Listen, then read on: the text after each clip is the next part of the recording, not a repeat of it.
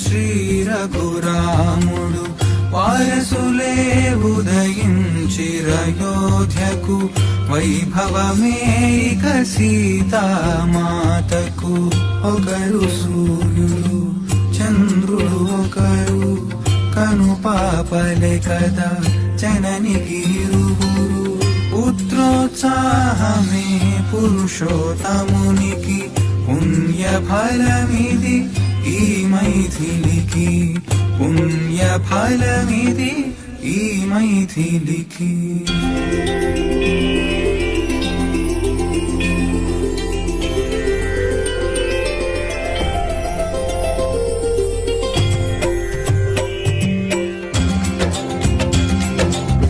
సీతారాములనొకటిగా చేసే సేతువు నిర్మింతురు లవకుశలు లక్ష్మీనారాయణులను కలిపే లక్ష్యం కోసమే